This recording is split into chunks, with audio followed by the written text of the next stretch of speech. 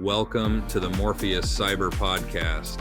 Today, autonomous cars hit reality wall.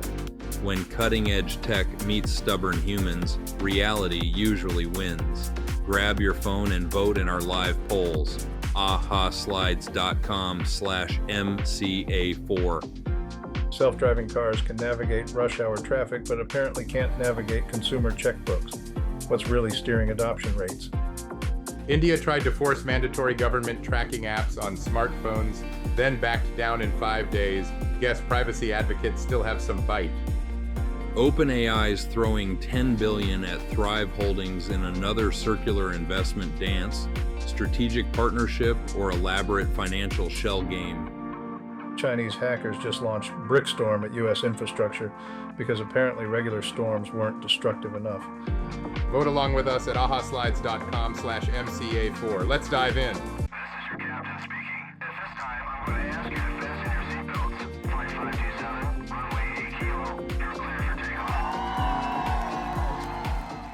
Hey, listen, here we are, the #1 podcast in the world, and by the sub-billionaires of the century, ready to rock and roll, everybody.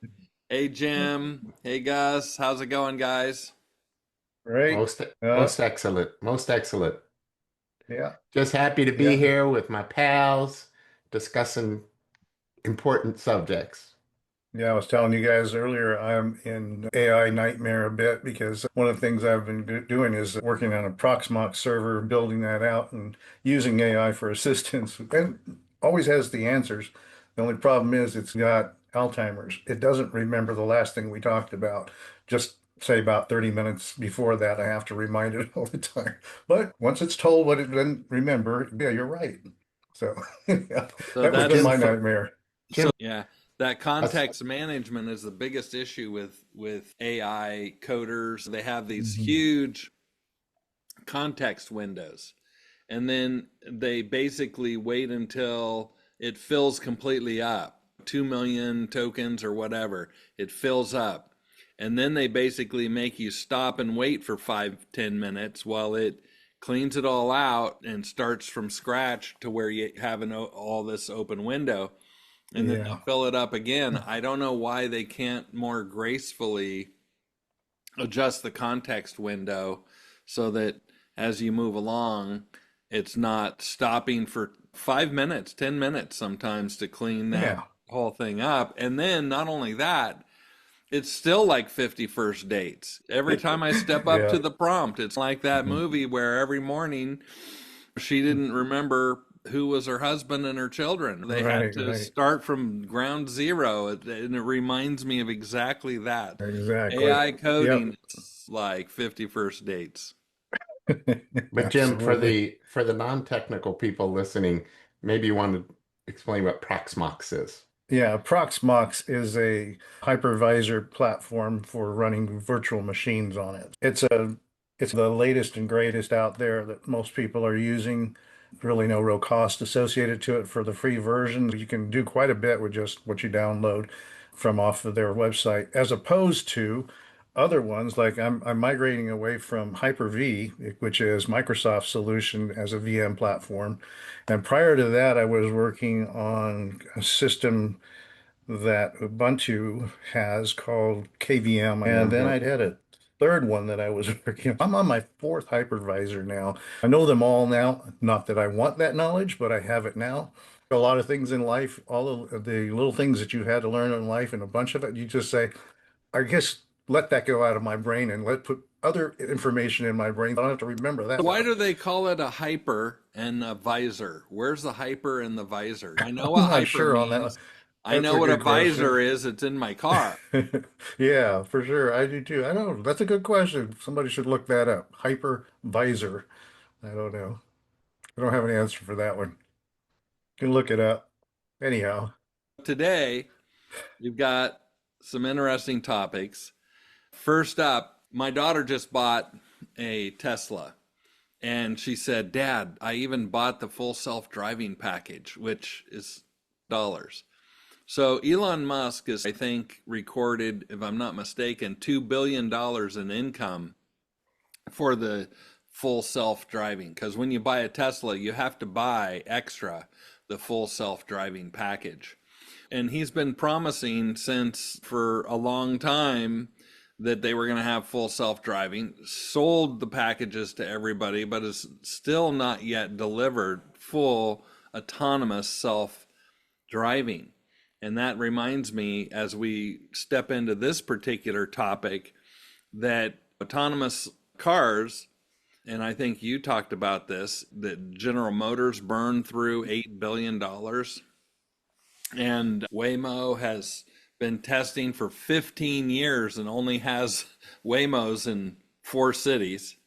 We're wondering. I think the industry as a whole has got over $100 billion invested on autonomy research at this point, and we have not, still have not, it has not been able to deliver on it. Yeah, GM's Cruise was suspended completely. No, now they've had supervised autonomous operations before, and they completely just suspended that. Ford and Volkswagen shut down Argo AI. That they wrote off $3.5 billion by doing that. That's a huge loss for them. They just had to say, stop, we're not doing it anymore.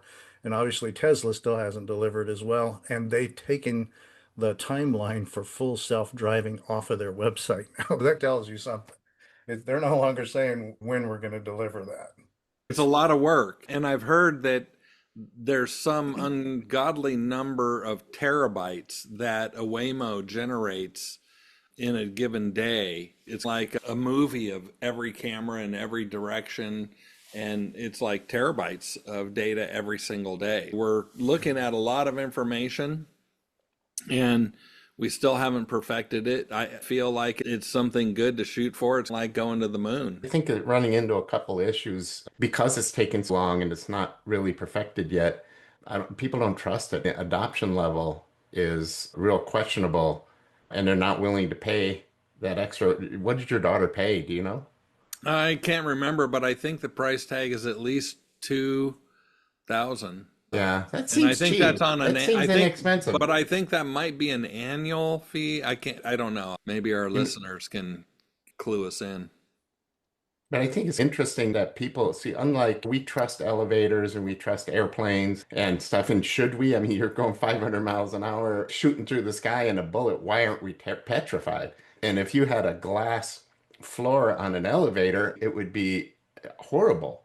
That's what this driving reminds me of, because you're sitting there going, I hope he sees her. I hope he sees her. It's close to this car. It's just, I don't know that people are going to adopt I'm it. like that when my wife drives. Honey, they're You're all looking for the stopped brake. up there. You don't have to wait to slam on your brakes at the very end. You can start slowing down knowing that it's a problem. And then, hey, you're going to have to get in that lane up there to turn into where you're going. Anticipation is something you need to see the car or the other driver anticipate what you see happening before you. In other words, you don't need to accelerate until you're on the next car's rear end. You can like let off the gas and coast up a little bit. I think the question of the day is, what of autonomous cars are this decade's segue?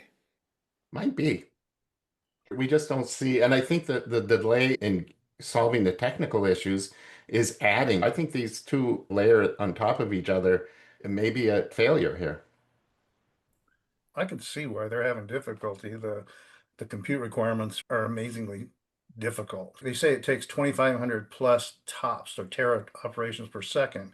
That's mathematical operations per second in order to look at the field of view around it, all of the sensors, all of that is going on at the same time. That's just one problem, having enough compute on board to be able to handle it. And there's power requirements come with that compute. So in order to run that compute, it takes 2 to 5 continuous power. Now that's So that- equivalent to a house.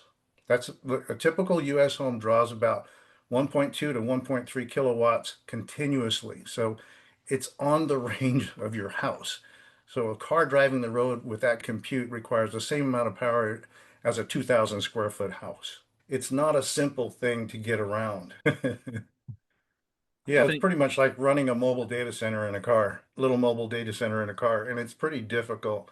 And that's why it's not going to happen for gas powered cars. Because in my brain, I thought about I don't own an electric car. I thought about buying one, especially the new Tesla 3, Model 3, I think that's coming out. It's supposed to be under $15,000. It's supposed to be an easy to purchase, low cost EV. 15? Pardon? 15,000? Yeah, 15K, about Wow. 15K, maybe somewhere I'll buy 17, two somewhere of in that them. range. No kidding. It's a cool little car. For just running around town, maybe that's an okay thing, but I'm a long distance driver too. I want to go see the forest. I want to go drive out to the ocean. I want to drive over to see the desert. I want to go all the places that I want to go, and I don't have to think about recharging my car. That's the reasons why people are slow to adopt this too. And here's the other problem. I just told you what the power requirements were. Now, a gas car, what does it have for power? An alternator and a battery. And that's just not enough power to keep up with all of this compute required. And then the other reason why gas cars are never going to be full autonomous driving, which I would love, I wish I could, because I still like gas cars, or maybe a hybrid would be cool, is because they can't depend on continuous power from the engine. The engine surges, it's gas powered. It's got all kinds of issues with it, as opposed to an electric car, it's power on demand. It's smooth, there's no brake in it, the continuous power, they can control it.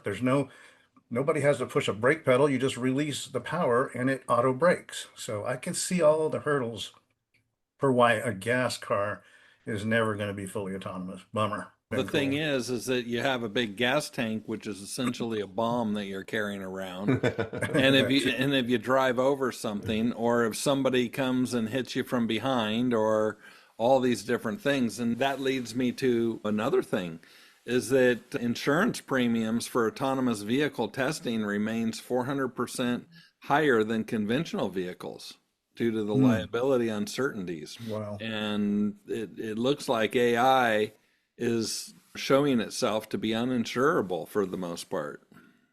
Yeah. That's a problem. That's a Yeah, problem. I did not know there's 5 levels of autonomous driving and starting 6 if you count, because they call level 0, that means there's no assistance whatsoever. And then they go into level 1 being driver assistance, level 2 being partial driving, level 3 conditional driving, automation, level 4 is what we experience a lot where like it'll drive itself on the freeway, but you can take over at any time. That's level 4. Level 5 is no driver required. In fact, they even say that you don't have a steering wheel and you don't have any pedals. That's level 5. Yeah, see, Think about that. that's That would chilling. be freaky. Yeah. That would be freaky to have a car at level 5. Yeah, You just just I don't get know in if and we're it's ready. just a I don't know if we're box. ready. I don't know when that's going to happen.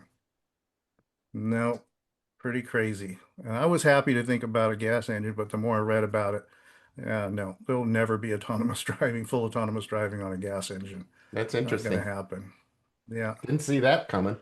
The other Well, thing I all, thought about was what chips, what do these chips take and power? I told you what they are. Tesla designs their own chips. Everyone wants their code, wants their chips, and I share that autonomous driving code with everyone because they want it to be worldwide if at all possible. But the cost of just one of those chips is, I thought originally I heard that it was H100s being put in cars at some point, and that's not true. No, it's these custom chips that are out there that do this, but they do require a ton of power in order to keep them going and dependability because of that. So, and they figured that they're targeting their newest chip, the AI5 is their newest chip. They're targeting for its operational wattage to be around 250 watts. Then it becomes a little more reasonable because now they're seeing 700 to 800 watts. Okay, so you're at the top of what the continuous draw is on a battery now, system Jim, I have if to you want to go ask, any distance. you know how they have those conversion things for a 100-watt light bulb and it's only burning like 16 Sorry. watts of energy, but yet it's delivering lumens that are of a 100-watt light bulb? Is there any of that going on? No, this is already calculated out because the total available battery power in a car battery, the EV battery is a huge amount of kilowatts. As they show what is its typical draw over a period, whatever they figure the mileage should be or distance that it should travel. and it varies based upon the size of battery pack, but that's what they're figuring is that the average operations for an AI fully aware chip would be about 250, but they said up to 800 watts continuously, What's not the in this verdict, whole guys? trip, but continuously, What's the right? verdict? Is it a Yeah. segue or is it a human revolution? Or middle? I'm still kind of hopeful to have it. And Yeah, I don't know, maybe we don't reach level 5, Jim. yeah, very possible that it cannot account for all the things a human can adjust for, and they're not. I'm still waiting for the jetpack. Why didn't that ever happen? We're supposed to be flying Yeah, around. or cars that drive on water. How about that? Hydrogen. But anyway, that autonomous vehicle thing is just not ready right now. Yeah. It's in the works though, so we'll just see where it goes. We But like remain I said, hopeful. the car industries have all backed away from any kind of delivery date. It could be way, way out there. Yeah. Interesting. On better news, India has backed down on its smartphone surveillance mandate. And that's an interesting topic in and of itself because it wasn't just, Absolutely. I think it was 5 days in the mandate phase. In other words, India said, look, you either install our government surveillance on every phone and users cannot remove it. And 5 days later, they said, never mind. Yeah. Yeah, Can you because imagine Apple what's happening? refused. Yeah. Pretty Go. much put a death sentence to it as soon as Apple said no. Thank God for that. What if Apple would have said yes? A whole different story now. We wouldn't even probably heard about it. It probably would have just happened. We might not have heard about it. Russia did similar. Yeah. They have an app that they're forcing, I wonder, and we didn't hear about it. Maybe Apple and those guys acquiesced. I don't know. I know it's shocking to hear that, oh, there's a surveillance app that they tried to put on there and they got caught, blah, blah, blah. Reality, folks, this capability of getting into your phone has been there for years. I mean, Bill and I went to a demonstration at this An group out in San FBI, Antonio. it was an The FBI FBI. showed up. Yeah. Yeah, and they demonstrated in real time they could take over a phone in the back of the room I think without that person's they put a permission. phone on every table on the Yeah. table. And then they But were they able, demonstrated they could look at the data, they could well, activate the they turned camera, on the camera on activate the the phone. microphone, Yeah. all of those things. So this has been around for more than probably 10, 5 to 10 But years, somewhere in but they that had to be range. close to it. I mean, they had to be within physical proximity of And the if there's a cell tower that they can get Wireless. to that you're connected to, that's all it takes. really. Yeah, if you're on Yeah. AT&T, they're on AT&T or whatever it is, if internet on cell phone, they can get Yeah. to it and they can take it over. Yeah, they can turn it into a listening device. They can hear everything that's going on and everything everyone says at the table, in the house, in your bedroom. Yeah, these Yeah. things are pretty bad. And those things were actually going on Oh yeah. until they started catching them. And then the phones would put a patch out. And little by little, they started getting, but there's still problems Yeah. with that technology. There's documented history that shows that the government is doing this, especially on uh, on legal cases. Like there was a case with the Genovese crime family. They're part of the mafia where they activated the cell phone's microphone even when it was in an off state. Even when Wow. it's in an off state. Now that's pretty darn scary. This is court documented. So this is not like hearsay.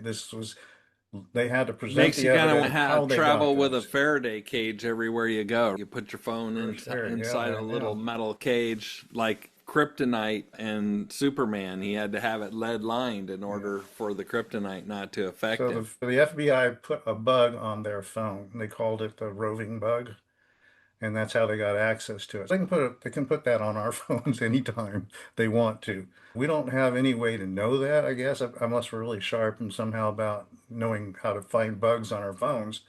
But now they needed to have a warrant to do that. It's not like they just, hey, some FBI guy goes, hey, I got this tool. I'm going to go check this out. No, he's got to go get a warrant to be allowed to invade that privacy. Unless there's some exigent situations like he's going to blow up some big building you've heard about and you need to get into that phone away. You can't get to a judge. They can do that at that point. So, but generally they need a warrant. For us, the average nobodies that aren't out to blow up any buildings in the government, they're going to have to get What if this a kind of warrant. technology did prevent a terrorist or some sort of nefarious? How would you feel? How do you guys feel about that? Because I see both sides. And if you remember back to after 9/11, somebody would have said that there wasn't going to be another huge terrorist event for decades. We would be happy to hear that. And I know that for me, I go, you can bug my phone. I don't have anything to hide. And I would prefer that we're safe. Now, we were in a paranoid state of mind at the time, because the world was a scary place at that time. But I, for one, shrug my shoulders to a certain extent about this. If we can keep the bad guys from doing bad things, The Patriot Act is what Yeah, very, we're very much talking like about that. there, allowing Yeah. all of this It's a good access example. and the Yeah. FISA agreements. And that's exactly what was violated to go after. Take a look at some senators who just recently got outed, all their phone records, just a whole bunch of stuff that they found out after the fact. They wouldn't have those capabilities had it not been for the Patriot Act. And that's why every year they renew that Patriot Act and they keep trying to say, hey, wait a minute, if you guys are going to violate this and use this technology or this ability in order to do political stunts, that can be a problem. Now, one thing that India has a problem with is they have a problem with cell phones being stolen. And that was the Trojan horse that brought this surveillance into being. But I think that they can stop phone theft without permanent government backdoors. Yeah, you'd hope. You would hope. Yeah, for well, the sure. problem is what the governments do. Not only did they shove the Patriot Act in at a time when they knew it would be popular, but then they abuse it. And you see governments left and For sure. right Yeah. abusing. And for me, the best solution would be somehow they don't abuse it, but they're human and they're going to abuse it. But I'm on the fence. I mean, I wasn't celebrating as much as I think you guys were that Apple took a stand and this is one for privacy and everything. I see both sides. Yeah, No, especially if it's your child who just was in a hijack situation on an airplane. You'd Yeah. like to be able to get into the phones of those hijackers and be able to mitigate a problem. And I I would mean, want but I think AI. I don't think but I anyone think we denies that.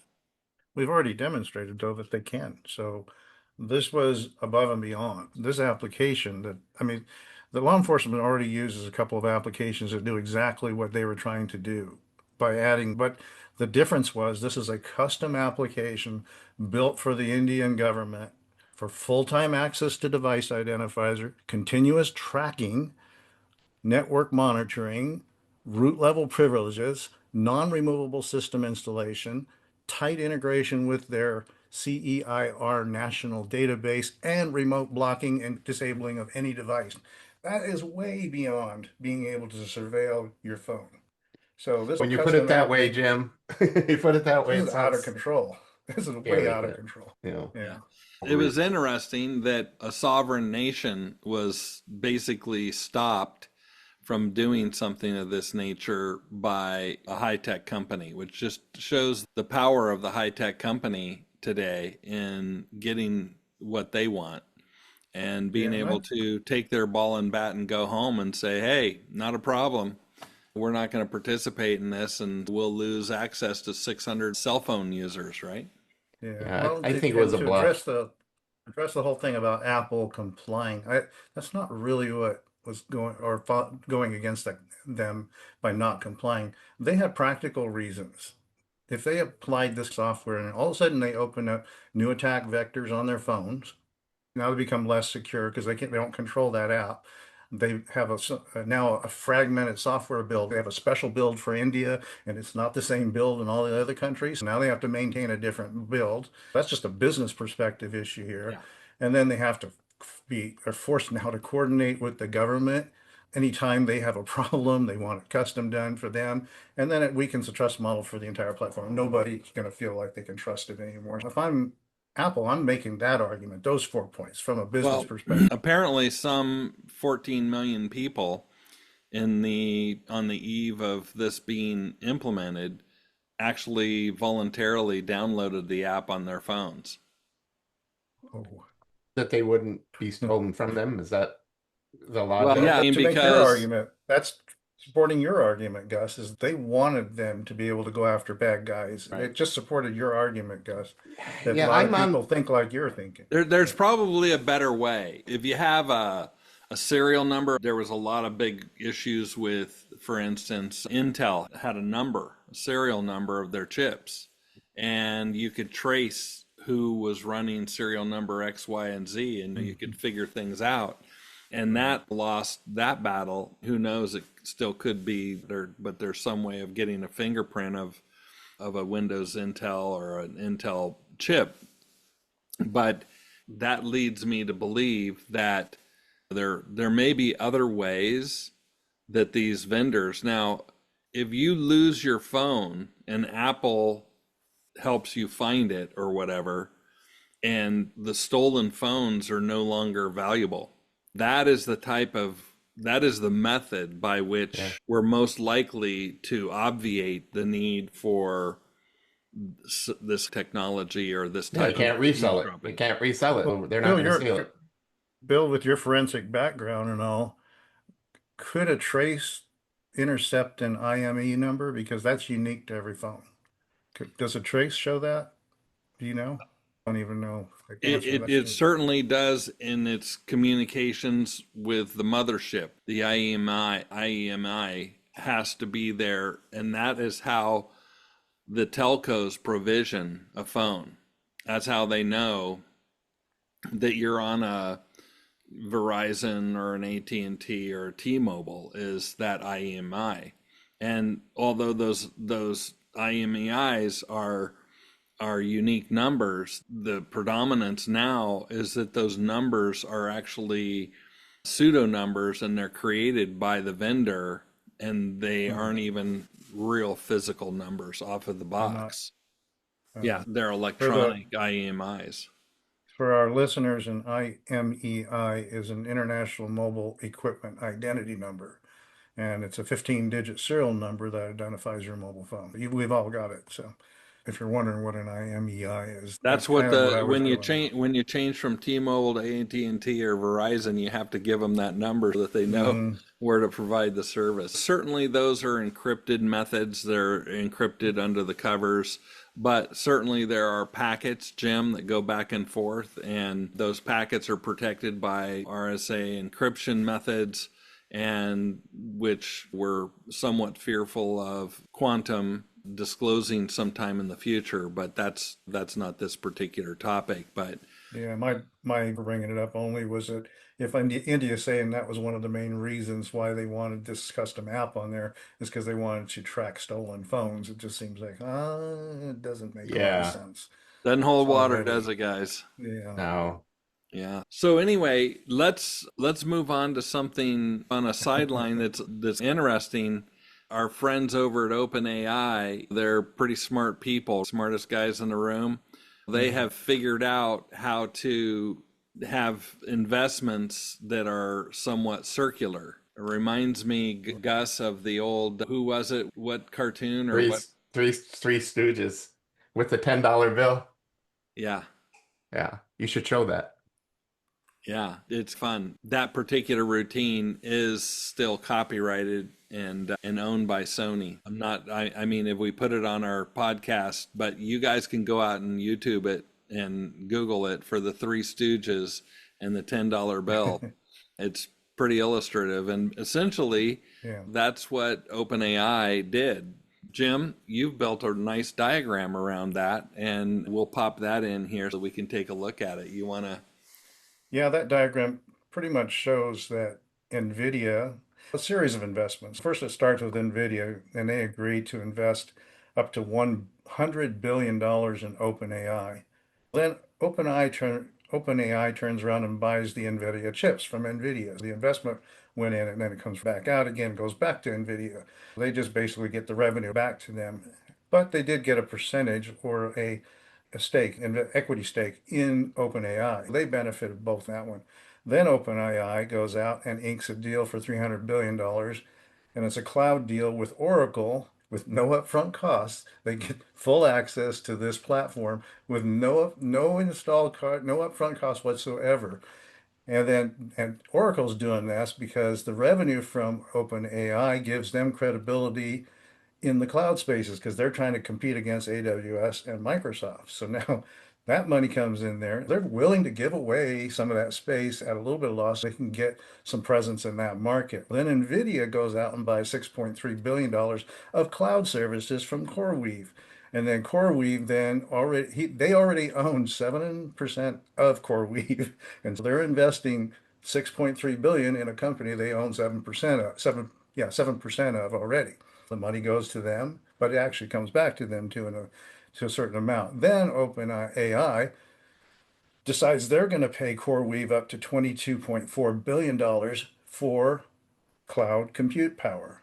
Oh man. But the issue is that these companies can go make an agreement with their friends and say, look, I'm going to start this company and we need customers. Will you be our customer? Yeah, I'll be your customer. I'll sign an agreement for something in the future. And then they go to another company and they do the same thing. And some friends, like let's just say there's a triad, there's three of them.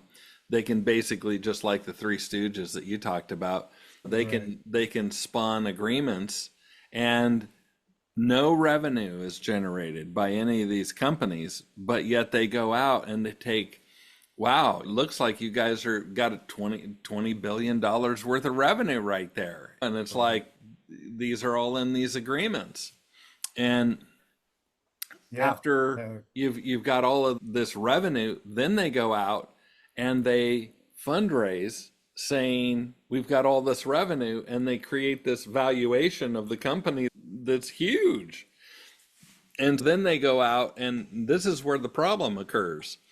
If this is all private funding, that's one thing. But a lot of these companies are public companies. Okay. And if they're public companies, then they're basically fleecing public shareholders of their hard-earned greenbacks by essentially doing these shenanigans. It's three-card money. And they're creating these huge valuations for these companies, and they haven't made any money yet, but yet they have these balance sheets that are like enormous. Yeah. That is scary, but what's the difference? Question for you guys.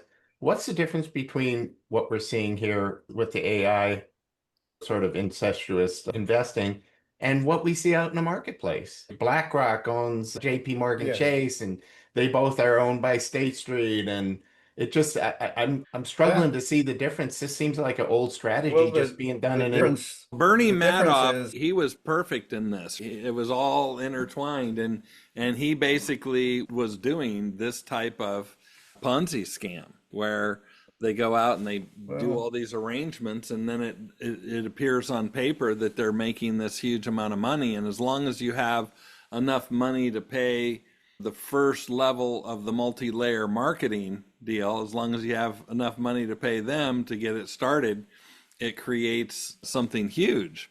And then they all think that they're going to work their way out of it. I'm just doing this to get started. And then once I go legit, then everything's going to be, I'm going to make the money back, and I just need this seed capability. And then like Bernie, it got to where he didn't have the money to pay Peter. Yeah, but the difference is that's illegal. What these guys are doing is perfectly legal. It may not be, might not be moral. It's a little different than what you were talking about with BlackRock investing in other companies and then feeding contracts to them and getting that money back in that way. I mean, we've seen that for years. That happens all the time. This particular thing that they're bringing to light is about hiding debt and keeping it off your balance sheet. This is the difference. That is what is completely different about this. And the perfect example was recently when XAI raised $20 billion for the Colossus 2 project, that supercomputer project that they've got going on. What XAI did is they created a shell company, and for that shell company to go out and to become You'll see what it's for in a moment. There's what they call a special, oh, I forgot even what that thing is called now. It's an SPV. What are those? Oh, special purpose vehicle. That's what they're called. They create a special purpose vehicle to go out and raise the $20 billion. And of that, NVIDIA puts in $2 billion. NVIDIA's in the middle of this too. I want to get in on it. I want to get some money off of this too. I'm going to go ahead and invest in this. The SPV goes around and purchases all the chips from NVIDIA. The money goes back to NVIDIA again. They put $2 billion in and they spend $20 billion to buy all the chips. Oh, but they don't buy it. XAI doesn't buy it themselves. The holding company, the shell company buys it. They become the rental agency. And in turn, XAI turns around and rents the chips from the holding company or from the shell company. Now, on XAI's balance sheet, there's no debt because they don't own anything. And you would think that these billionaires could actually do something that would commit their billions in these things. Because, Jim, us They're complicit. sub-billionaires, yeah, I know, us sub-billionaires, we can't get away with doing that because they're going to look at us and they're going to say, but Bill, where's that money coming from? Known to be a sub-billionaire, I don't have that clout, and the people think that you are going to be able to do it. All these billionaires who do these, play these shenanigans, are essentially leveraging what we believe to be their wealth, and that they're good for it. And they probably are good for it, but if there's a bubble in AI and everything bursts, then we're going to be looking around and there's going to be, for instance, it seems like I've heard some rumors that OpenAI has almost $1 trillion worth of projects. If they have $1 trillion worth of projects with a whole bunch of partners, does their revenue support $1 trillion worth of projects when their revenue now doesn't support 100 Yeah, billion? the math doesn't make sense now in that situation, but in the XAI deal that I was talking about, it does make sense.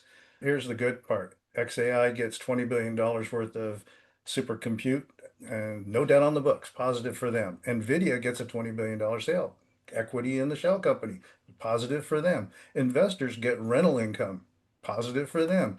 Debt holders on the debt get interest payments backed by the hardware, positive for them. All of this is all good, and everybody could say, yay, everybody wins. It's a great deal, except for if XAI fails, but they're not likely going to fail. Not XAI, but who knows? That's what we thought in the mortgage. I think in 2008, they had the big mortgage fraud deal or the bubble where Too they're, big to fail. Security backed more. real estate. They just get a bunch of bad loans and they just package them up and sell them to the public market. And that's how they fleeced the public markets. And then those shareholders, they basically took companies and built like public companies that were holders of all of this securities backed real estate. And consequently, when it takes years to figure out those loans aren't performing anymore, now the real estate, we have to go repossess the real estate, and then you start figuring out that the value dropped and there's no money for Peter to pay Paul. That's what we were saying. Those GPUs, the value of the GPUs are diminishing as soon as they get installed from that point because new technology's around the corner. Same issue. The bottom line is, as long as the major AI companies don't fail, the bubble stays up. It works. But if any one of those fail, big problems. That's where you have to trace it to find out if somebody who bought a public security is dependent upon that, and then it becomes a Ponzi scam. As long as they're all sophisticated industrial investors, there's no harm, no foul, because they're big boys and they can deal with it. As soon as it ends up when the house of cards falls or the bubble bursts, it ends up being the shareholders who get screwed, and then the government steps in to too big to fail, and then all the taxpayers end up having to bail out the bad decisions. One of the entities on there is Nebius, and they're a Netherlands company, and the only reason why I bring that one up is that they're getting money from AI, and this is a company, the one that that's flagged under Netherlands. They invest in NVIDIA. NVIDIA invests in them. Obviously, they buy chips from NVIDIA, and then Hmm. they run a platform, cloud platform, where you can rent time on those GPUs. Hmm. They are in Europe and in the EU. That's considered; those are all considered tier 2 countries. They can get access to only a certain amount of the highest level chips. They're limited to something like 50,000 H100s and things like that. There's caps on what they can buy. They're all on But allocation. Yeah. if they can even get it, some of them haven't even got any of that yet.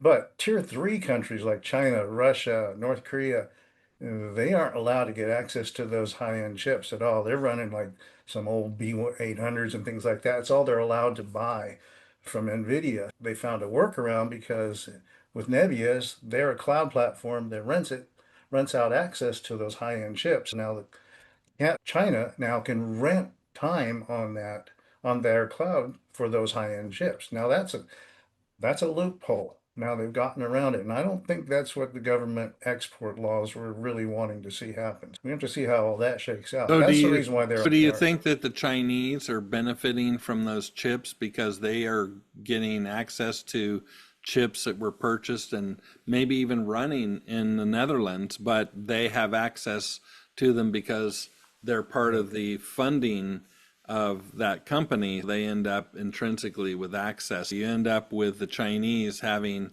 access to chips that Yeah, they were not supposed to have. absolutely. And the only upside that I could think of to this whole thing was at least China's not going to go out and invade Taiwan because they already got access to the ships. Maybe that'll prevent them from doing that. But I don't know where that's going to shake out, but now it's a violation of U.S. export law. They're not really selling them to China, but they're getting access to the chips. So Yeah, it's Yeah. just another example of how sometimes policy lags behind technology because no one was thinking that this rental market would be there when that law was written. Just got to catch up. But yeah, it's pretty yeah, sneaky. Pretty sneaky. yeah, yeah. It's all incestuous. All of it is. What do you guys think about this BRICKSTORM that is Well, targeting U.S. infrastructure? yeah, that's a big topic to me because one of my companies is heavily into the ICS industrial control systems that are with wastewater plants and power plants, dams, all of those critical infrastructure entities out there. To me, this is close to my heart because I've been telling them for years, you guys do not have enough security and you violate your own air gap principles over and over again. And air gapping means that the most critical systems have to be completely disconnected from anything internet connected or to non-secure Oh, they are networks. physically disconnected, Jim. They're just wirelessly They connected, got right? wireless coming back. I've seen it worse than that, though. I've seen that they have two interfaces on the same router. One is never supposed to see the other. If you're an administrator, you can go between those two interfaces. Yeah. It's just, no, it's just they had exposed themselves the minute they wanted real-time remote management. That's one of the things that drove this thing. Yeah. The ability to manage things The out of over band Ethernet. networks that are allowing them access into things. And then that out of band, that's only for management, that's only for Yeah. troubleshooting. But then you end up allowing those other things So unbeknownst to you in. over 10 years ago, I saw this was a car wreck coming at some point, and I think they knew it too. In all the conferences, they'd always talk about it, but no one did anything. And that's the big problem. They did minor things, put better firewalls in place, those kinds of things. But then the internal people who are building these networks are not security people. No, these are plant managers that work on systems that control valves and water and sewage Yeah. and electricity motors and that thing. They are not security people. And they'll Point. hire Good somebody point. to come in and look at it and they'll make some changes, but then they leave these holes open. And the first point you brought up was wireless. Yeah, wireless is one of them. And I've helped even build those systems and told them, hey, this is dangerous what you guys are doing. But we put them in place anyhow. I'm not telling you Well, where they're at. the U.S. government and governments in general, I'll just go over some of the things that we've done over the years. I started at Lockheed in 1978, and we had very high security for anything that was classified. Even general access to government networks is for official use only. When you go between what we call the high side and the low side, those are physically bifurcated. They are physically separate. If you have the secret network or higher, that secret network has no wires or wireless that touches the low side, the lower echelon of security. The government's pretty good at that. Let me tell you the lengths that we went to at Lockheed to secure things. Do you remember those IBM Selectrics in years gone by? Yeah. And they had the little ball on them, and they had the characters, and they'd Font balls, spin yeah. the font balls, and they'd spin, and then they'd hit the platen and with ribbon, ink and the ribbon. Ink ribbon. Those IBM Selectrics, which were the backbone of everything before we had word processors, and even became printers were made with those daisy wheel or those type of print balls. But think about it. There's a secretary or a technologist typing on one of these IBM Selectrics. And what they've figured out is every time you hit the A key, the B key, the S key, the E key, the C key, the ET, and the T key, secret, if you were monitoring the power line from outside the location, you were monitoring the power line, they showed that you could actually monitor what someone was typing on an IBM Selectric because of the power surges and the exact type of power surge. The electricals, so it had some sort of an electrical fingerprint. Well, it had an electrical. Oh, I swear to God. Guess what we did? We put power conditioners in front of all those IBM Selectrics. Now, what's a power conditioner? It's like taking it the way we do now, where we have a we're plugged into shore power or the electric company, and then we take it to a UPS, and there's a sine wave UPS, and there's just a regular UPS that does a cutover of the sine wave. The ones that we're talking about today are sine wave, where the batteries are being charged, but the batteries are actually the source of the power, continuous, and it's building a sine wave out of the inverter. And consequently, you can't really see what's behind it. And that's essentially what we were doing. We were putting a power conditioner that insulated the power line from being monitored, so that they could not hear what we were typing on our IBM Selectric typewriters. The US government and the security infrastructure is very keen. And then where we had our computer rooms, you'd have to go in, and there was 2 doors. Why were there 2 doors? Because they were Faraday cages. They were Ferris cages that stopped the emanation of electromagnetic signals or RF signals from going in and out. And then guess what else? If you wanted a signal to go into there, you had to basically take it from a digital signal, convert it to an optical, take it through the hole in the wall, pull it in, convert it back out to digital. I bought these devices, and I built a lot of these different systems. The company, I don't know if they're still in existence, they were called Versatron. But they had fiber isolation systems that your data coming into the building went through fiber, that the emanations that were happening inside the Faraday cage could not emanate out through any of the physical copper wire. That's amazing. It's a great story. When I was in Iraq, Afghanistan, and Kuwait, and we would have the secret network called the SIPR, and we'd have the NIPR network, the insecure one, and they would have different color of cables. They'd have different, because out in the wartime, out in the forward operating bases, you just have these SIPR and NIPR networks. The green was the NIPR, which was unclassified, and the secret network was always red. We'd have different color cables, and you could tell. And if you went to an army base or something like that, a forward operating base, they had tents, and they were operating out of tents, and you could follow the cables on the ground by their color to determine which color it was, and they had to monitor physically all of those high secure circuit cables to make sure they weren't tampered with. Somebody didn't put a splice on the in the middle of it. And all the way down to the field equipment, that was those separation parameters. And even when we would take, and I'll bore you with one more little story.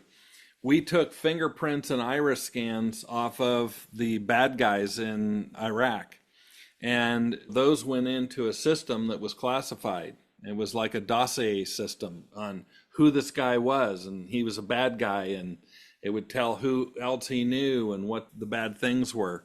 It was like an intelligence gathering thing on people. And you'd take fingerprints and you'd put them into this system that had this dossier on these people. When that dossier would get sent across that had fingerprints and iris scans on it, and it would come across to the US, and then we would take those fingerprints and we would put them in the FBI's IAFIS system, which is where all of our fingerprints are. If you've ever been fingerprinted, your fingerprint is in Clarksburg, West Virginia, and iris scans and all that biometric information goes there. When it went to the DoD Biometric Fusion Center, it had to take the classified information of the dossier out, but the fingerprints, the biometric fingerprints, were unclassified. They would have what's called a mercury solution to basically pull out the classified information from the SIPRnet and bifurcate the intel information from the biometric.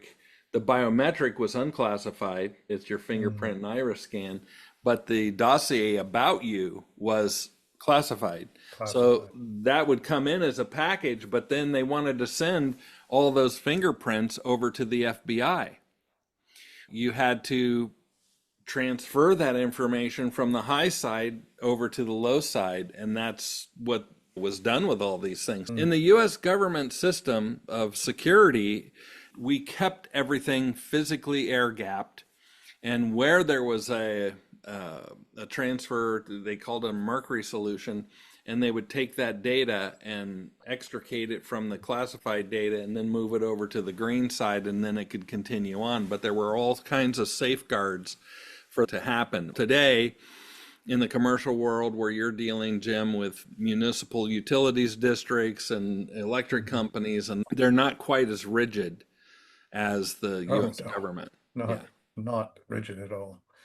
Anyhow, this BRICKSTORM malware is a bit different than any other. It doesn't go in and immediately cause damage. What this thing does is it burrows into these industrial control systems and SCADA environments, and then it sits dormantly quiet. And what it's doing at this point, it's not trying to smash down the door and say, hey, I'm here and I'm going to cause a lot of damage. It doesn't do that at all. It's very quiet. It's sitting in the system, and then it is watching how the system functions and documenting all that it can understand it better. They don't understand enough about our control systems to launch an attack. Maybe they do at this point, but the purpose of this is to gain information that can use this in a pre-war environment where they just cause havoc within our country.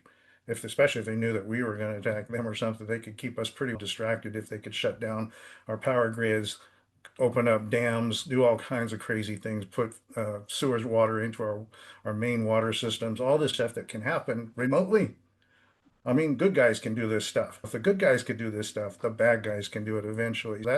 That's something they're very, very concerned about because they know they've been there for a while. And like any intrusion by a state actor, they lay dormantly quiet on purpose, and they may be in that system not just months, they could have been there for years before they could become detected. Because the point is, don't raise suspicion, don't cause any of activity that's going to draw any attention. CISA found them somehow. CISA is the Cybersecurity and Infrastructure Security Agency. Always forget that one. It's a hard one.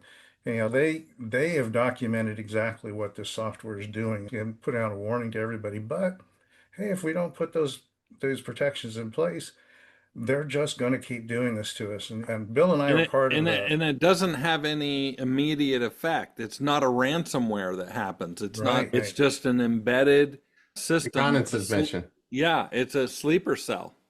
Yeah, exactly. And So Bill and I, what's the answer? the answer How do is we protect ourselves? put cybersecurity At the preventions in place. utilities. I was Well, just those going to are lead all to that. IoT devices that are controlling those valves, that are controlling all the different things inside of a utility district or any infrastructure. They're Yeah, it's a IoT. network. Yeah, Yeah, it's a network, but those networks are supposed to be bifurcated. They're supposed to be separated air from gap. Yeah. an air, what Jim calls an air gap. And a lot of times we just get comfortable. For instance, to have one big router with a bunch of switches and a VLAN that says this VLAN is for the municipal IoT gear and this VLAN is to get to the internet, and it's like, oh, we've separated it. We've Oh yeah. Yeah. separated it because it's on a different VLAN. Yeah, Right. no. A red box, a SIPRnet box does not ever plug into in any way, shape, or form a green box. So It's physically air gapped and separate. And commercial enterprises, you talk to a router jockey and he's or router or switch jockey, and he's going to say, "Oh yeah, I can bifurcate. I can keep that separated." You logically can keep it separated, but what happens if somebody gets in and changes that VLAN to be able to connect to this other VLAN? You can do it. Why? Because it's inside the box. You've got both cables going in the box. Who's there to say your logical configuration doesn't violate the physical separation? And that's where the trouble is these guys think that they can engineer all of this stuff in their head and configure it and sit at the keyboard of a router or a switch and keep things separated. Can't do it.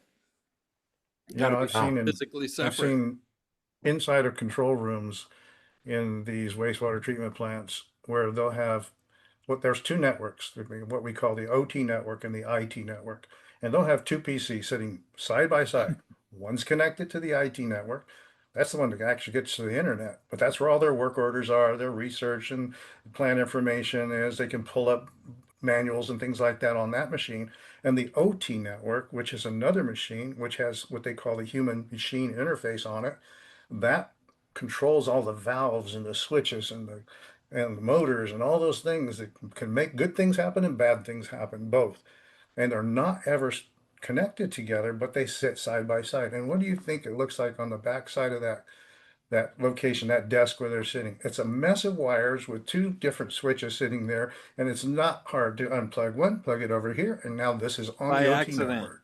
Yes, Accident. Now, exactly. granted, you have to know how to assign an IP address because there is no DHCP going on there. Everything's manually addressed. And for you people who don't know what Statically DHCP, configured IP address. so anyway, The bottom line is that we need to take security seriously and absolutely. in that So Gus, infrastructure. let me ask you a question, Gus. When do you still see the guys who come out the old meter readers, the Southern California Electric and the guys who come out and read your gas meter, your water meter, and your No, electric I meter? don't. You don't see them. How No, come? you don't. It's all automated. It's all done remotely. Ah, it's all wireless and it's done remotely, or they drive through the neighborhood and collect all of them wirelessly. Those systems are connected to what? If you want to turn off service, you just flick a switch. It's like all that control mechanism is interconnected, and it's very hard to separate them and keep them separated unless you have had years in security. So when we built our nuclear weapons, the Manhattan Project, when we created the Manhattan Project, we separated all of the various functions that nobody knew everything, right? I was involved in a lot of those sort of programs, special access required. And whereas I did the networking component for hundreds of these political survivability locations, I was designing the Versatron gear, all the isolation of the data, and that the Russians couldn't listen when it went into a Faraday cage. I did all of that part, but I did not know where they were located. Why? Because they don't want any single person to have all that information. Even back in the 30s and 40s, when we were developing the Manhattan Project, when we were developing security, we were developing protocols and systems to separate that not everyone knew everything about everything. Because and who is it that was the most susceptible? It was the security people who ended up being the security problems because they had access to too many things. They just kept it very narrow. And that's exactly what Jim's talking about here is air gapping systems and making certain that nobody has the entire formula, right? Yeah, and even when it's air gap, there's workarounds that unfortunately users just violate all the time, and that is use of VPNs to get in to the most critical systems because you want to be able to manage a problem from home. That convenience opens up a huge attack vector for state actors because if they can compromise your password to get into your VPN, they are into those systems. And that is happening constantly. We have got to get better use. Not, it's just not a technology issue, it's also a human issue. Yeah. We have to address both sides of the house. Now, When Bill it's and I are too involved easy. in, I was Yeah. going to Go get ahead, into Jim. this thing about Yeah. Bill and I are involved in a company that called Hop Zero, and we're hoping to develop a system. We have a system developed that really can help with this. And I'm not going to pitch anything here because this is not for sale to the public. It's something that we're working with switch manufacturers to hopefully put this technology that can limit lateral movement, stop that exfiltration, and prevent command and control. So all those things, we understand what the problems are. I'm just trying to make the point is that we understand it so much that we are trying to build a technology solution that will address all of this. And we are talking to big companies to hopefully get that in place down the road. But the problem is now is that networks are built to be accessible. Firewalls do a good job of stopping things coming in, but they don't do a good job of finding out what's going out and deciding whether or not it should really go out. And that's where the problem seems to be is that if they can violate access through your password and then set up a command and control out the internet that's freely open, then you can't stop them. You can't, if you don't see them, if it all looks like normal traffic, they go unseen and they can then do whatever they want to with their malware. In the So we need to military solve that problem. yeah, in the military environment, guess what one of our biggest problems was?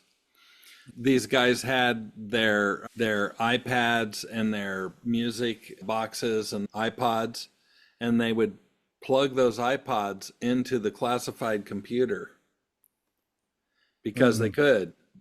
And then USB sticks, because I mean, an iPod is essentially just a USB device of a large USB stick. In the military, we had to essentially disable physically all USB connections to a computer when it was in the classified environment. Why?